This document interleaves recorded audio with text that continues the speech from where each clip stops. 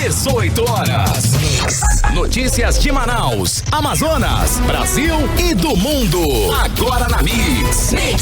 6 horas e 1 minuto. Boa noite pra você em 100,7. Boa noite pra você na sintonia certa no melhor Mix do Brasil. Estamos começando mais uma edição do programa 18 horas. As principais notícias do dia pra você. Nesta terça-feira, dia 6 de abril de 2021. Boa noite, Karime Leão. Boa noite, Carlão. Boa noite para você que acompanha a programação aqui da Mix Manaus. Exatamente, estamos juntos a partir de agora até às 7 da noite aqui no programa 18 horas. Karime Leão, o mundo aguarda e ansioso para descobrir como vai ser, a Olimpíada de Tóquio de 2020, Karime, a do ano passado, que foi adiada para julho deste ano, 2021, por causa da pandemia de Covid-19. É uma das mudanças aí é que não vai ter a presença de público estrangeiro por causa do agravamento da pandemia em todo o mundo. Mas com o adiamento, o evento vai ser realizado no ano em que os Jogos Olímpicos Modernos completam aí 125 anos. Pois é, foi aquela coincidência, né? Sim. Isso porque a primeira competição olímpica da era moderna aconteceu no dia 6 de abril de 1896 em Atenas. A competição foi a maior da época, reunindo 241 atletas de 14 países diferentes para disputar 43 modalidades. O evento durou 10 dias e contou com 2/3 de seus competidores vindos da Grécia. É a Olimpíada de Tóquio em 2021 agora, Karime Leão. Vamos aguardar. Vamos aguardar. 6:02, boa noite. Mix.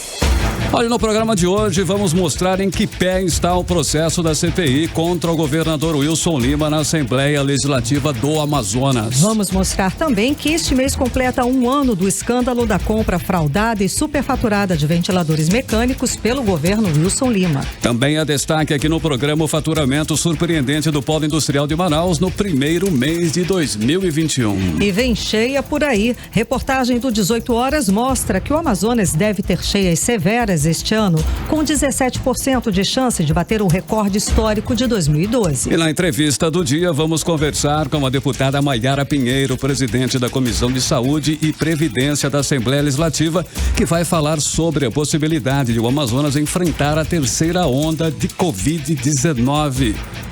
Agora são 6 horas e 3 minutos em Manaus e você está na sintonia certa e nós estamos começando mais uma edição do 18 horas, as principais notícias do dia para você aqui até às 7 da noite no melhor Mix do Brasil.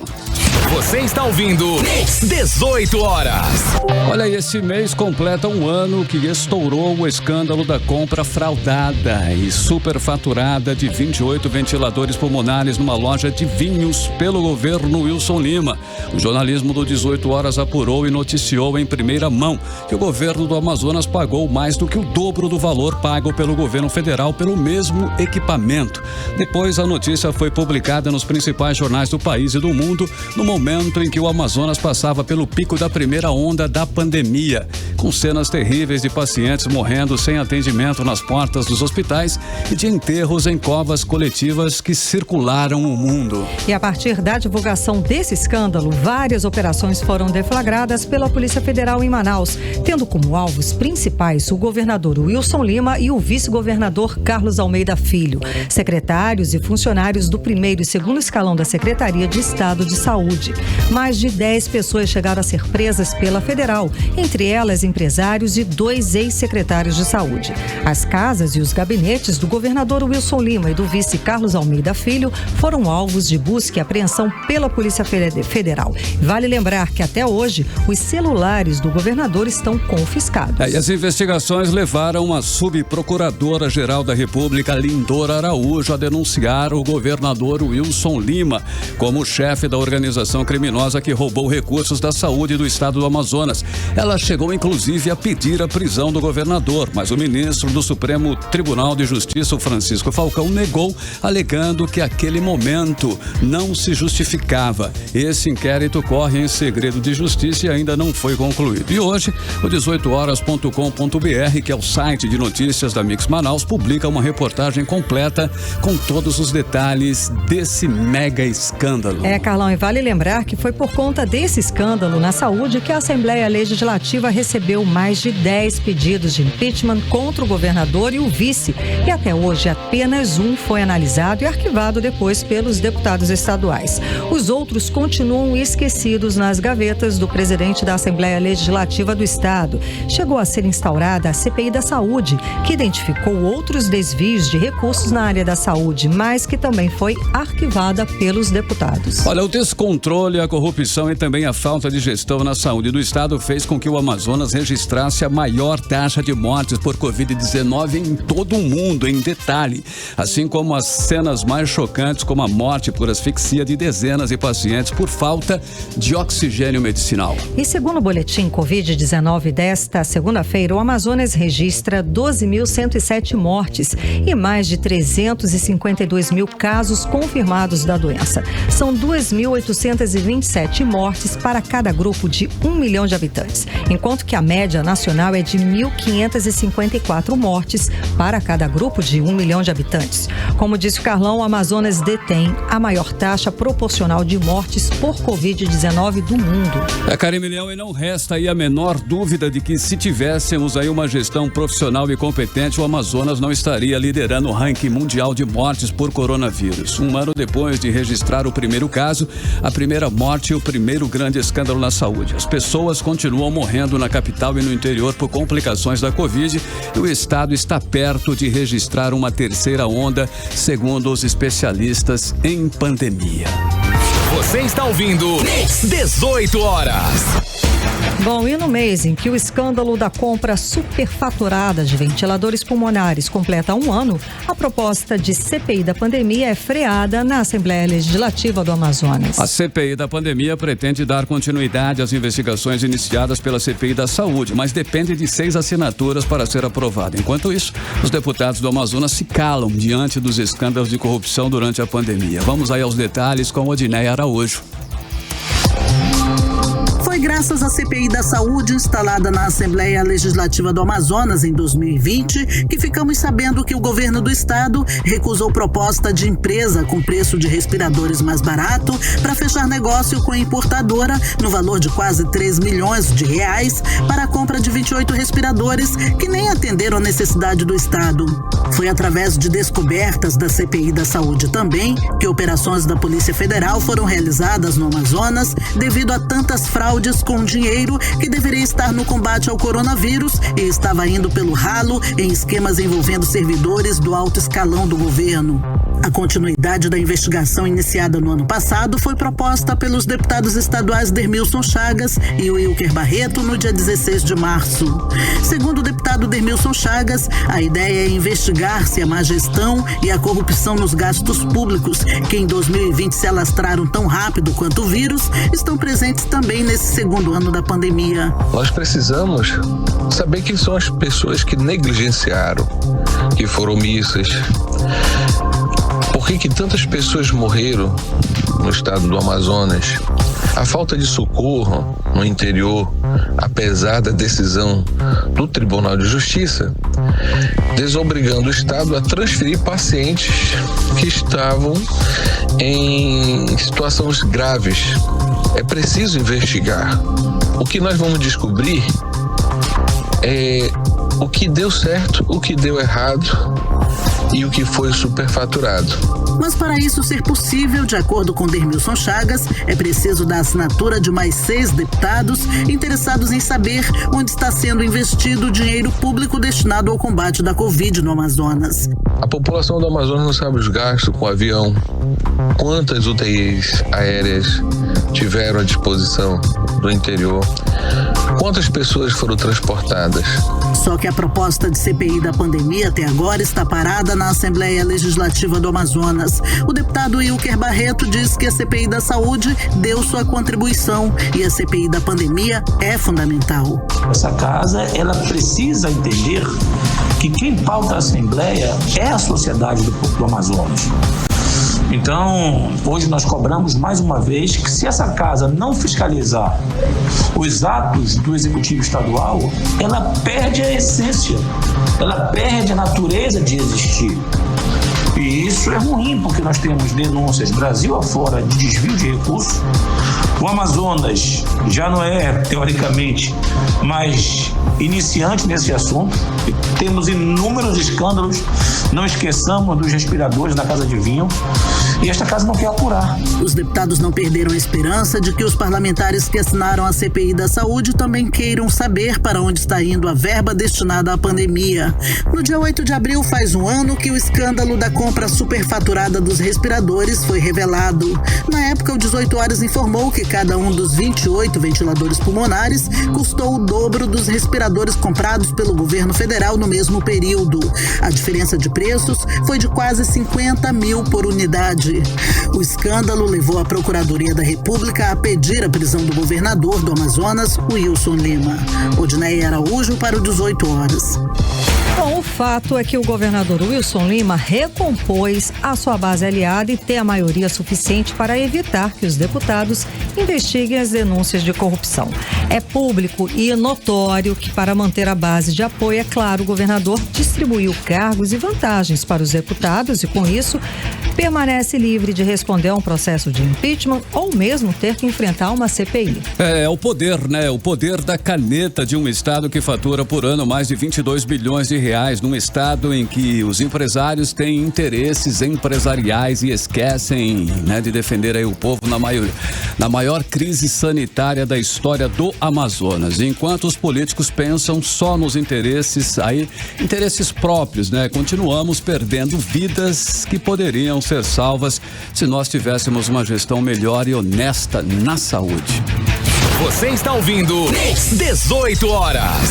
Olha, hoje de manhã a Polícia Federal fez mais uma operação aqui em Manaus contra uma quadrilha suspeita de desviar valores destinados para pessoas cadastradas para receber o auxílio emergencial do governo federal. Foram cumpridos 4 mandados de busca e apreensão. E segundo a Polícia Federal, os suspeitos tinham o cadastro do aplicativo Caixa Tem em nome de terceiros e acessavam dinheiro no lugar dos selecionados. Com dinheiro nas contas sociais, os membros da organização pagavam boletos e faziam transferências bancárias para acessar os recursos desviados. Durante a ação da Polícia Federal, um investigado foi preso em flagrante por tráfico de drogas. Os agentes encontraram com ele grande quantidade de maconha.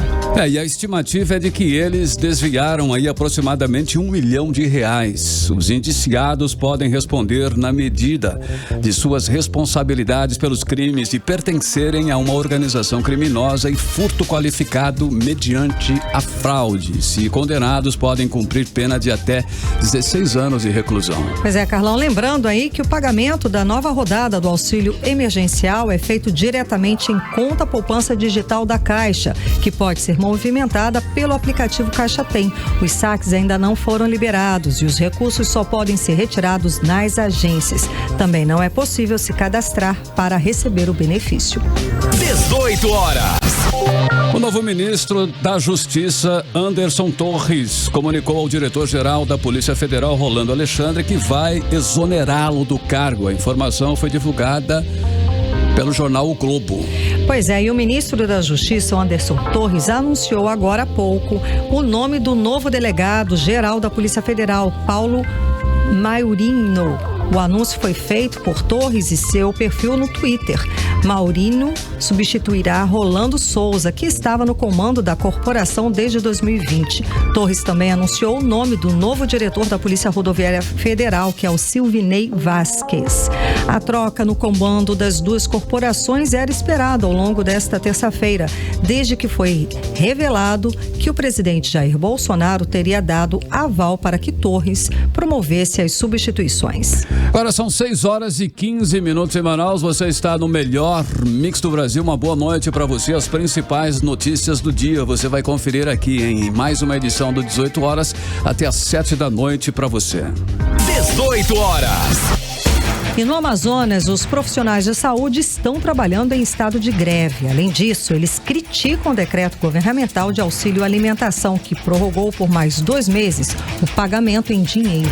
A distribuição do cartão alimentação, que substituiria o pagamento no contra-cheque, estava previsto para começar agora em abril. Mas depois de pressão dos trabalhadores da saúde, o governador resolveu aí manter o pagamento em dinheiro até maio para todos os servidores públicos do estado. A repórter Odineia Araújo acompanhou essa decisão.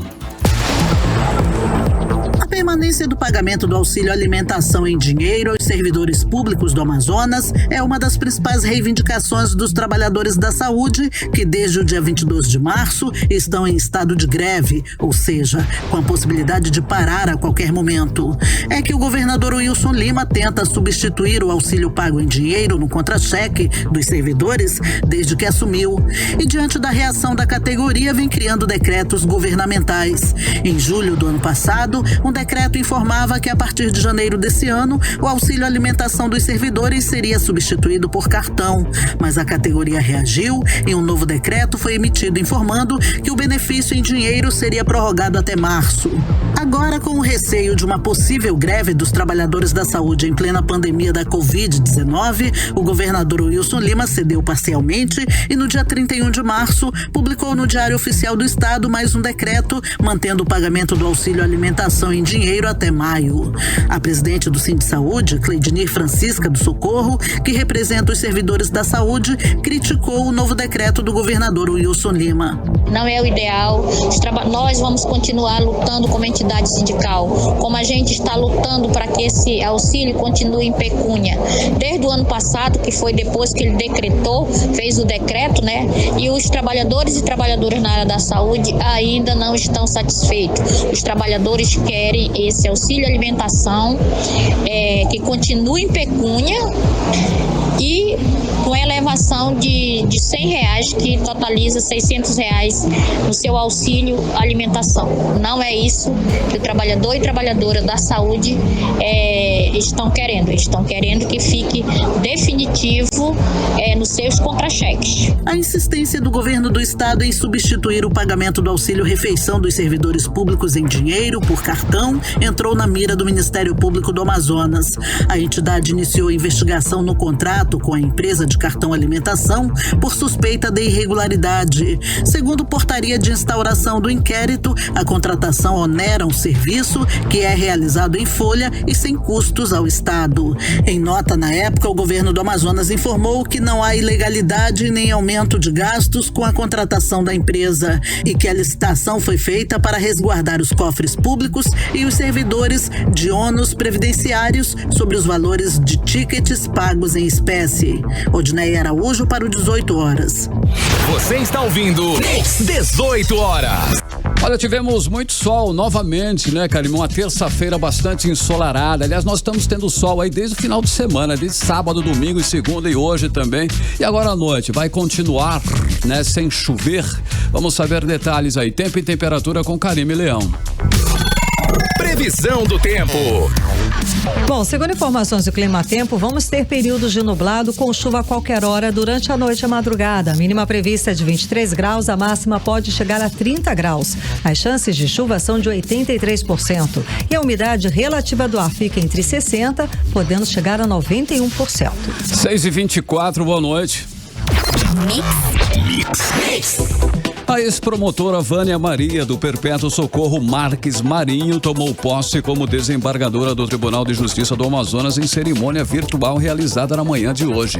Após ser escolhida pelos membros do Ministério Público do Estado e pelos desembargadores do Tribunal de Justiça e pelo governador Wilson Lima, ela vai ocupar a vaga deixada pelo desembargador Djalma Martins, que se aposentou em fevereiro e morreu em abril, vítima da Covid-19. A repórter Nathalie Moraes acompanhou a cerimônia e traz os detalhes pra gente. A promotora promotora do Ministério Público Estadual, Vânia Maria do Perpétuo de Socorro Marques Marinho, tomou posse do cargo de desembargadora do Tribunal de Justiça em sessão do Tribunal Pleno, realizada virtualmente na manhã de hoje. No discurso de posse, Vânia Marques agradeceu aos colegas desembargadores da Corte pelos votos que acarretaram na nomeação e aproveitou a oportunidade para projetar as expectativas sobre a nova etapa do tribunal.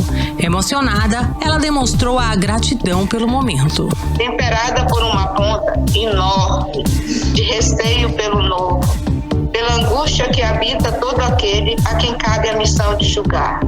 Porém, neste momento, eu lembro que estarei entre grandes e generosos magistrados, que desde o primeiro momento me acolheram de forma calorosa e amiga, o que me alenta sobremaneira, pois sei que nos eminentes desembargadores e desembargadoras terei sempre a sólida orientação em minhas dúvidas e a correção tempestiva de minhas falhas com a mesma presteza e paciência. A sessão foi presidida pelo presidente do Tribunal de Justiça do Amazonas, Domingos Chalub, e contou com a participação de ministros do Supremo Tribunal Federal e do Superior Tribunal de Justiça, inclusive o ministro Mauro Luiz Campbell Marques, irmão da nova desembargadora. Vânia Maria Marques foi nomeada na última terça-feira pelo governador Wilson Lima. A vaga destinada para um membro do Ministério Público pelo chamado 5º Constitucional, dispositivo que prevê o preenchimento de 1/5 das vagas dos tribunais, entre eles os estaduais, por advogados e membros do Ministério Público. A promotora do Ministério Público Estadual do Amazonas foi a mais votada da lista tríplice encaminhada pelo Tribunal de Justiça ao governador, com 20 votos no total, recebidos de todos os magistrados do Pleno aptos à votação. Em seu discurso durante a cerimônia de posse, o governador Wilson Lima ressaltou as dificuldades nas tomadas de decisão das autoridades nesse período pandêmico. Esse é um momento difícil para todos, principalmente para as autoridades. E não existe nenhuma decisão fácil a ser tomada, principalmente quando se ocupa um cargo de tanta relevância e principalmente diante da maior crise sanitária mundial. Não tem ninguém hoje que possa dizer que passou por uma situação como essa. O último registro que a gente tem é de 1918, na gripe espanhola, num outro contexto. Hoje é uma situação totalmente diferente, uma situação totalmente adversa, em que a gente acaba aprendendo no dia a dia. E nós precisamos tomar decisões rápidas e acertadas, porque disso depende a vida de muita gente. Com a posse da desembargadora, o Tribunal de Justiça do Amazonas passa a ter agora 7 mulheres em sua composição, em um quadro de 26 desembargadores. Nathalie Moraes para o 18 horas. Você está ouvindo 18 horas. Entrevista do dia. E a nossa entrevistada de hoje é a presidente da Comissão de Saúde e Previdência da Assembleia Legislativa do Estado do Amazonas, a deputada e médica Maiara Pinheiro.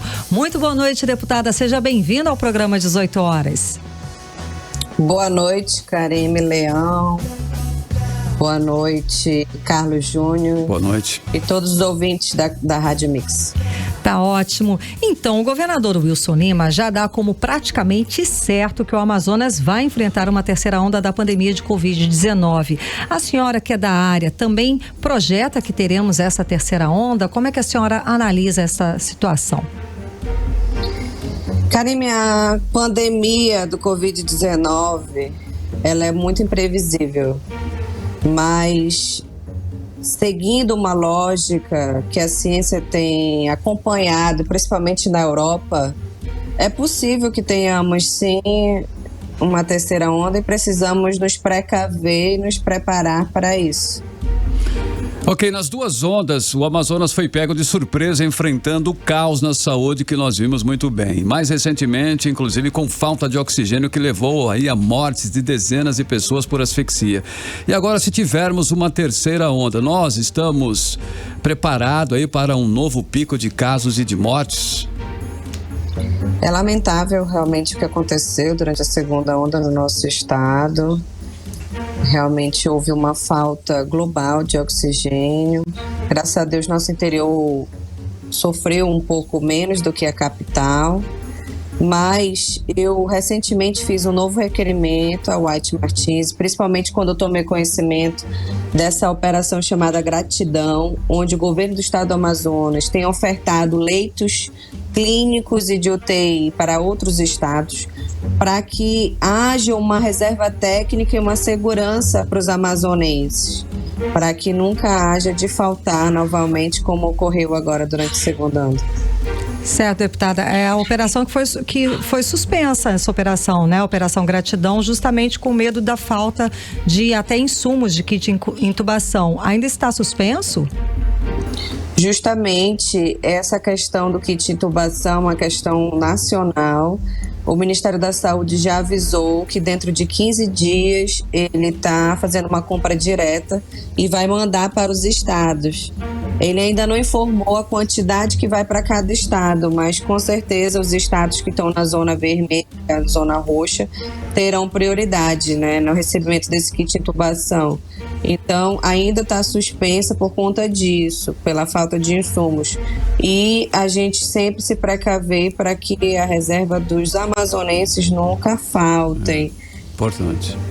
Certo. Bom, nós chegamos aí ao atual estágio, com o Amazonas registrando 2.827 mortes para cada grupo de 1 milhão de habitantes, que representa a maior taxa do mundo. O que levou o Amazonas a liderar a taxa de letalidade no Brasil e no mundo? Como é que a senhora analisa essa situação? Infelizmente, nosso estado enfrenta já várias décadas de muitos problemas na saúde. Não é só a questão respiratória do Covid que agora nos aflige, mas se a gente for parar para analisar, eu enquanto médica e técnica em saúde, nós temos um alto índice de mortalidade infantil, um alto índice de gestantes realmente sofrendo no puerpério, no terceiro trimestre, inclusive por conta do Covid-19. A questão do colo do útero também, que é outra questão que só o estado do Amazonas lidera, esse câncer como o mais comum entre as mulheres. Isso traduz muita miserabilidade, pobreza e, infelizmente, a gente foi afetado também no Covid-19, sendo realmente o seio de tantas mortes e perdendo tantos amazonenses. Ok, deputada, e o que vocês, como deputados, podem fazer para auxiliar no enfrentamento da pandemia? Eu queria até aproveitar o espaço para enaltecer o trabalho não só dos deputados, mas de todos os órgãos de controle. Hoje existe um espaço de participação contínua. Então, enaltecer o trabalho também da doutora Silvana Nobre, doutor Rui Marcelo, Ministério Público Estadual, Ministério Público Federal, a Defensoria na figura do doutor Arlindo. Todos nós estamos engajados em sugerir e acompanhar de perto, porque o que acontece? A legislação, nós que somos do Legislativo e do Poder Fiscalizatório, tínhamos por tendência a atuar só após o fato ter ocorrido.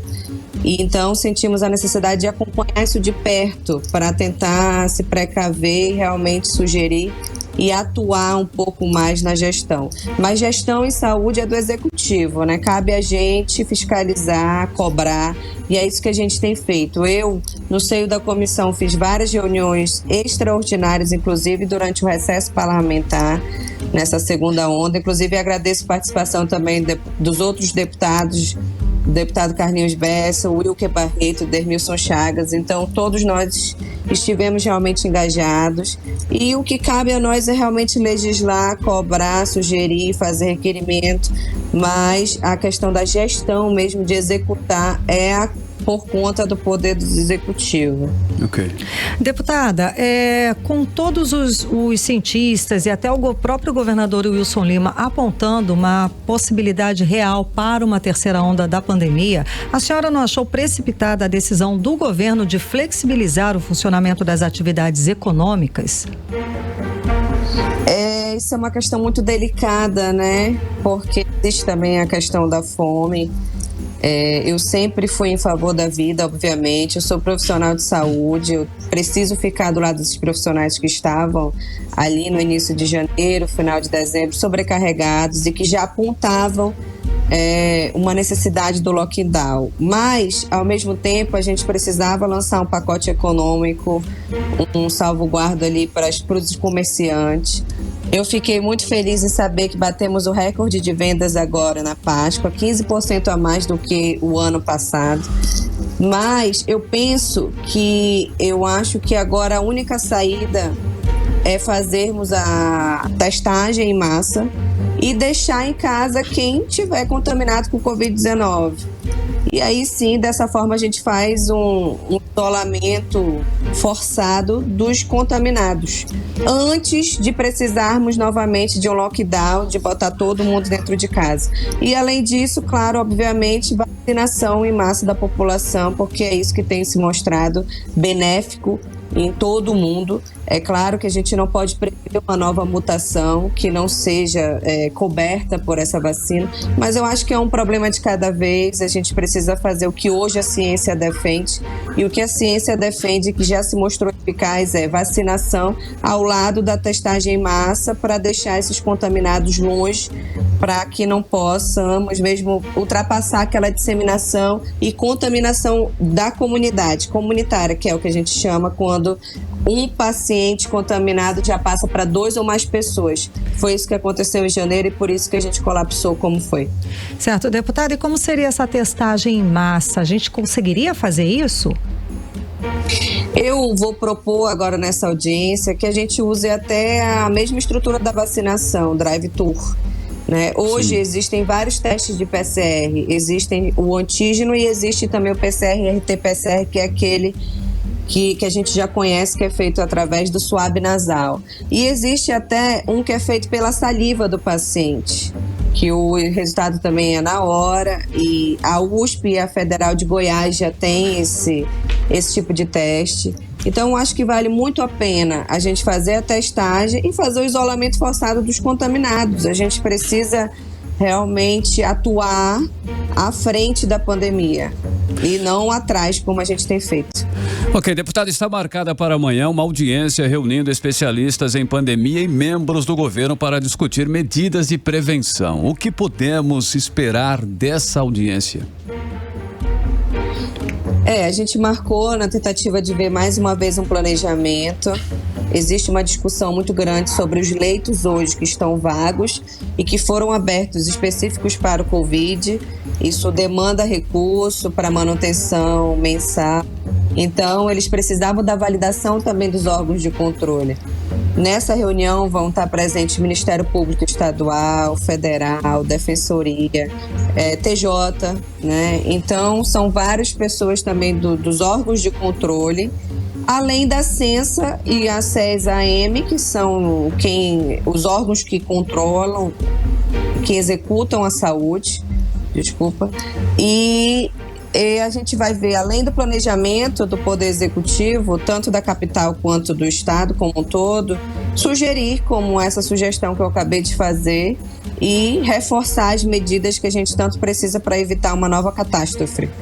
Ok, deputada, e acabo de receber aqui a informação que a Prefeitura de Manaus decidiu adiantar a vacinação contra a Covid-19 para todas as pessoas a partir dos 18 anos que tenham cardiopatias, diabetes ou obesidade mórbida. Até sábado, todos dessa faixa etária devem ser vacinados, ou seja, é um ponto a favor para o que a senhora estava falando, que só com a vacinação e testagem em massa que a gente pode aí dar um alívio nesses números da Covid-19, não é isso?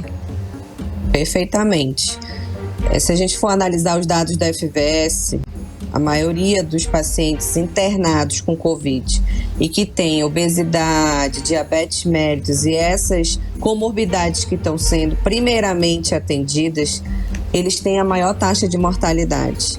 Então, tudo que tem sido feito, até por parte da Censa, tem sido acompanhado por nós. A gente tem feito reunião, a doutora Silvana Nobre, o doutor Rui Marcelo, o doutor Gladson, do Ministério Público do Trabalho, todos têm tomado a frente dessas decisões também, têm participado das reuniões da CIB, inclusive. Então, isso tem sido muito importante, porque, inclusive, a Censa tem sido muito organizada na questão da vacinação. A gente precisa realmente elogiar isso, porque está sendo realmente muito organizados, e a única solução é realmente vacinarmos as pessoas, fazer a vacinação em massa e atendermos o máximo que pudermos das comorbidades que têm essa taxa de mortalidade tão avançada. Ok, então muitíssimo obrigada pela sua participação conversando com a gente hoje aqui no programa 18 horas. Obrigada, Karime, obrigada, Carlos. Obrigado. Estamos à disposição, a comissão também. Até amanhã na nossa audiência pública. Até, tá ótimo então. Bom trabalho, muito obrigada.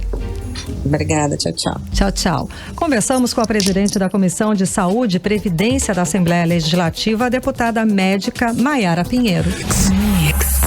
Vamos juntos em previsão do tempo. Agora é hora de saber aí a previsão do tempo para amanhã. Amanhã é quarta-feira. Tempo e temperatura com Karime Leão. Previsão do tempo. Segundo informações do Climatempo, amanhã a previsão é de sol e aumento de nuvens de manhã, pancadas de chuva à tarde e à noite. A mínima prevista é de 22 graus, a máxima pode chegar a 33 graus. As chances de chuva são de 90% e a umidade relativa do ar fica entre 50%, podendo chegar até a 97%. 6h46, boa noite. Bom, como a gente adiantou há pouco, a Prefeitura de Manaus decidiu adiantar a vacinação contra a Covid-19 para todas as pessoas acima dos 18 anos que tenham cardiopatias, diabetes ou obesidade mórbida. Até sábado, todas as faixas etárias desse grupo a partir dos 18 anos devem ser vacinadas. O cadastro pode ser adiantado no site imuniza.manaus.am.gov.br. E o calendário da vacinação ficou o seguinte: quarta-feira, dia 7 de abril, o grupo de 40 até 44 anos. Quinta-feira, dia 8, de 35 a 39 anos. Sexta-feira, de 30 a 34 anos. E no sábado, as pessoas do grupo de 18 até 29 anos. Consulte todas as informações a respeito de locais e horários de vacinação, estão lá no cadastro, no mesmo site onde você pode fazer o cadastro também, que é o imuniza.manaus.am.gov.br. Eu acho que é o único estado do país, muito, né, Carlão, a adiantar para esse grupo a partir dos 18 anos. Praticamente todos, né? Assim, abrange, né? Muitas exatamente. Pessoas. E vai exatamente no grupo em que até a nossa entrevistada mencionou, que é o grupo que realmente desenvolve a maior gravidade da doença Covid-19. Então, diabetes, obesidade mórbida ou problemas ou doenças cardiopáticas. Exato. 6h47 e você está no melhor Mix do Brasil. 18 horas.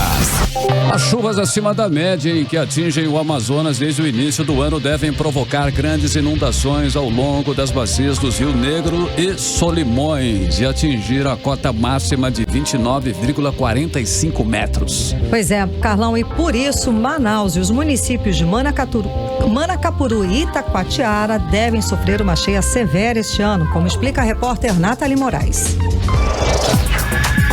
Manaus e os municípios de Manacapuru e Itacoatiara estão em alerta para grande cheia entre os meses de junho e julho de 2021. Isso porque o Rio Negro pode atingir este ano a cota máxima de 29 metros e 45 centímetros no porto de Manaus.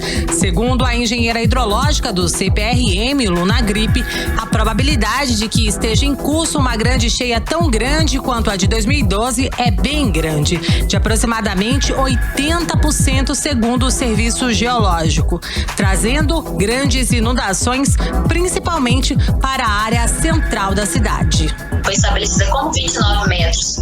Para Manaus, é quando começa a inundar ali a Rua dos Barés, no centro, a probabilidade de que essa cota ela seja atingida é de aproximadamente 80%. Ou seja, é bem provável que a gente tenha também uma inundação ali no centro de Manaus e é importante que a gente se prepare para isso. O nível do rio está acima do esperado, a gente está com o nível próximo ao que aconteceu na época da máxima, que foi 2015.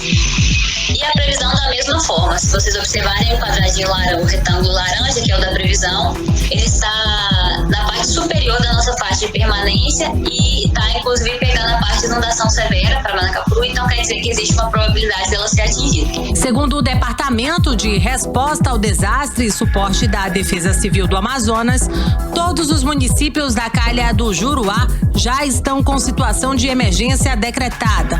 Na calha do Purus, 5 dos 7 municípios estão em situação de emergência. Dados do Sistema de Proteção da Amazônia indicam que no final de 2020 teve-se um déficit de precipitação em grande parte da bacia amazônica ocidental. No princípio de 2021, esse padrão se inverteu e já em fevereiro deste ano, as chuvas foram muito acima do esperado na bacia como um todo, causando inclusive transbordamentos. Segundo o meteorologista Renato Sena, as chuvas devem continuar acima do esperado. Basicamente, branco e negro, mais no negro, a bacia do branco deve perder essa influência mais cedo, né? No máximo em 40, 50 dias deve desaparecer a influência do Laninha na bacia do branco, né? Mas nas bacias do Alto Juruá, Japurá e Alto Purus, ainda provavelmente a gente vai ter chuva acima do esperado. Nathalie Moraes para o 18 horas. 18 horas. Economia. Vamos falar agora de economia, que Manaus teve o terceiro maior aumento do preço médio do metro quadrado nos últimos 12 meses. Isso segundo o levantamento da Fundação Instituto de Pesquisas Econômicas, que mostra a variação do preço médio de venda de imóveis residenciais em 50 cidades. E segundo o levantamento, o preço médio de Manaus é de R$ 5.100. Mas, Karime Leão, de acordo aí com o sindicato, essa alta no preço dos imóveis na capital, medido pelo índice da Fundação, considera apenas os imóveis novos e a maioria de classe média alta, onde a procura é menor aqui em Manaus. Vamos conferir os detalhes agora na reportagem de Júlia Gomes. Realizar o sonho da casa própria ficou mais caro em Manaus. Isso porque a capital amazonense teve o terceiro maior aumento na venda de imóveis residenciais dos últimos 12 meses, alta de 9,91%. O dado é do índice FIPZAP, que acompanha o comportamento do preço médio de venda de imóveis residenciais entre 50 cidades monitoradas. O valor do metro quadrado em Manaus ficou em R$ 5.137. Frank Souza, presidente do Sindicato da Indústria da Construção Civil do Amazonas, explica que essa alta no preço dos imóveis na capital, medido pelo índice FIPZAP, considera apenas os novos imóveis e a maioria de classe média alta, onde a procura é menor na capital. Na região de Manaus, no Amazonas, inclusive, o índice de lançamentos de produtos novos da classe média alta é muito pequeno. Então, essa oferta é uma oferta que está em redução, porque não é feito novos lançamentos e está consumindo o que existe. E a nossa base de imóveis lançados e vendidos, em sua maioria, é da faixa do econômico, que nós estamos falando aí, 90% do mercado imobiliário hoje ele é baseado no mercado econômico. Já no cenário nacional, os preços de venda dos imóveis residenciais subiram 0,18% no mês passado e, apesar da alta, a variação foi menor do que a observada nos últimos 3 meses. E mesmo com a alta no preço dos imóveis em Manaus, o presidente do Conselho Regional de Corretores de Imóveis do Amazonas, Paulo Carvalho, afirma que o momento ainda é favorável para a compra, visto as facilidades e reduções nas taxas de juros. Mas ele faz um alerta para que o sonho da casa própria não se torne um pesadelo ao cair no golpe do falso corretor de imóveis. Nosso mercado continua aquecido, taxa de juros atraente, então na hora de você buscar um imóvel, primeiro procure saber se aquele imóvel está sendo anunciado pelo corretor de imóveis credenciado. Basta ver o número e consultar no site do Cresce. Júlia Gomes para o 18 horas. E o Polo Industrial de Manaus começou o ano de 2021 com pé direito ao faturar em janeiro o montante de 10.220 bilhões de reais. O resultado indica crescimento de 13,71% na comparação com janeiro de 2020. É o melhor resultado da história do Polo Industrial em moeda nacional. Aí contribuíram para o resultado positivo, em especial o desempenho dos segmentos eletroeletrônicos, com faturamento de 2.320 bilhões de reais. E o crescimento é de 6,42%. Bens de informática do polo eletroeletrônico com faturamento de 2.560 bilhões de reais e crescimento aí de 33,79%. Também tiveram bom desempenho o setor metalúrgico com crescimento de 36,08%.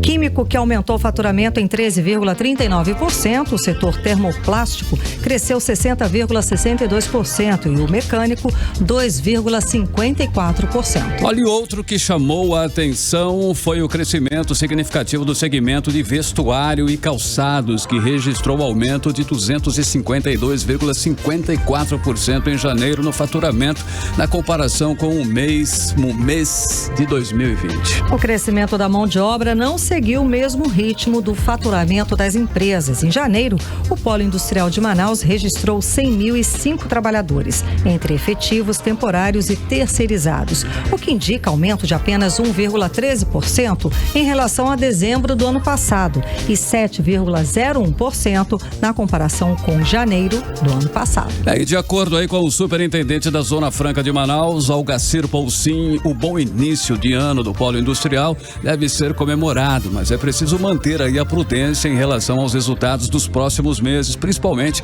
em virtude aí do agravamento dos efeitos da pandemia da Covid-19, que atinge todo o país. 18 horas.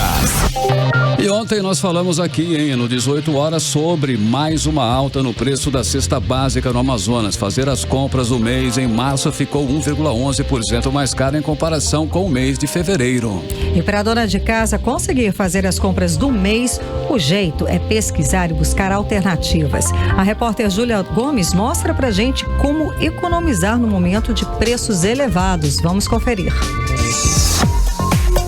Não é de hoje que está mais caro comprar alimentos da cesta básica. O tradicional feijão com arroz já não é mais tão presente no prato. Esses produtos estão com preços cada vez mais elevados. Por isso, o jeito é substituir os alimentos por outros mais baratos. E foi o que fez a Eliana Medeiros. Depois de trocar a carne vermelha pelo peixe, agora ela tem substituído o arroz por macarrão, além de diminuir a quantidade de itens da cesta básica.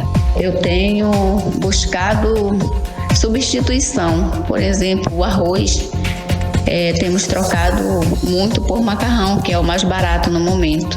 Então a situação está muito difícil. Os itens da cesta básica caríssimo.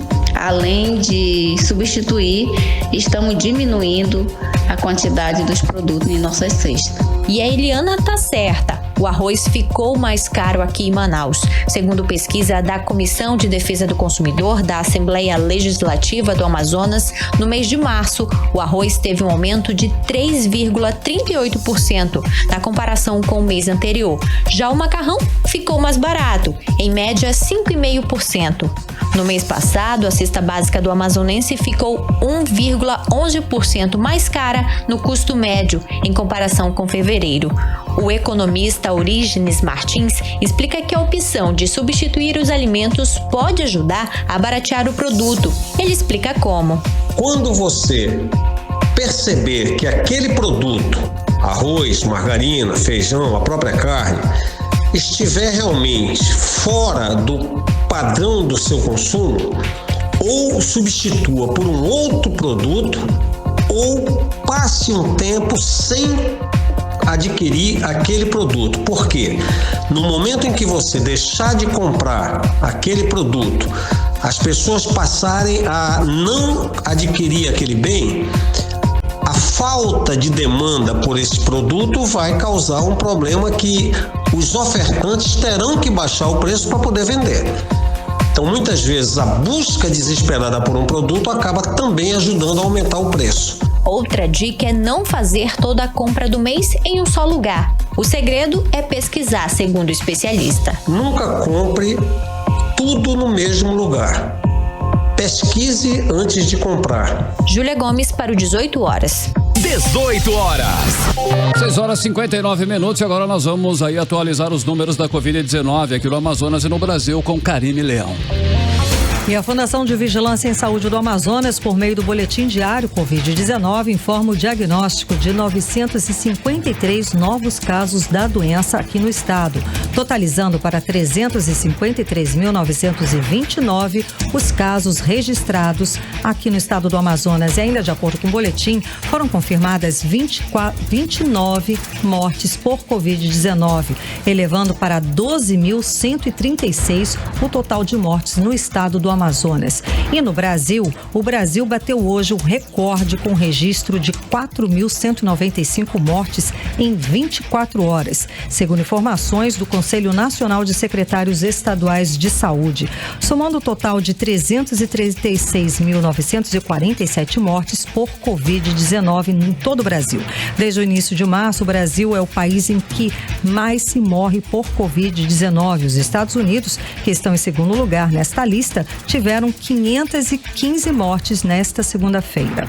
Também foram confirmadas 86.979 casos registrados de Covid-19, totalizando 13.100.580 casos da doença. Segundo os pesquisadores da Fiocruz, só um lockdown nacional com duração mínima de 2 semanas seria capaz de conter o avanço da doença aqui no país. De acordo com informações do Ministério da Saúde, o país soma hoje 11.400.000 pessoas recuperadas da Covid-19 em todo o país. Agora 7 horas e 1 minuto. Seguimos direto para o Editorial 18 horas. Editorial 18 horas. No dia 8 de abril do ano passado, a Secretaria de Saúde do Amazonas publicou a dispensa de licitação para a compra de ventiladores pulmonares que acabou levando ao maior escândalo do governo Wilson Lima.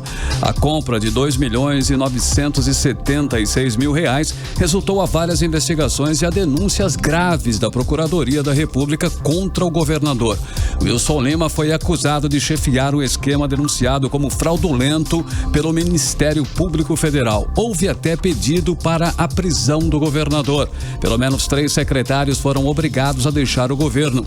O dinheiro do lucro da compra dos respiradores, mais de R$1 milhão, foi parar em uma conta nos Estados Unidos. Um ano depois, em função dos sigilos e da falta de informações das autoridades, quase nada se sabe sobre em que pé estão os processos no Poder Judiciário. No Poder Legislativo, são cada vez menores as chances dos deputados fazerem justiça. Por enquanto, a sensação é de impunidade e o cheiro é de pizza. Se o escândalo da compra superfaturada de respiradores não for esquecido, o próprio povo poderá fazer o julgamento. Nas urnas, de forma livre, soberana e democrática, pode condenar ou não os envolvidos e depois encarar as consequências da sua decisão. 18 horas. Estamos fechando mais uma edição do programa 18 horas na apresentação Karine Leão. Carlos Júnior também na apresentação. Operação técnica DJ Yari Guedes, produção Rodrigo Soares e edição Luciano Mateus. DJ Luciano Mateus e Ari Guedes. E lá no aplicativo Mano, que transmite a gente aqui ao vivo, direto dos estúdios da Rádio Mix, o Wellington Trovão. Uma boa noite pra você, até amanhã, um beijo. Continue bem, continue em 100,7, voltamos com você amanhã, hein? Aqui no melhor Mix do Brasil, a partir das 6 da tarde. Obrigado pela sua audiência, até lá. Você ouviu 18 horas. As notícias do Brasil e do mundo, de volta amanhã. Mix.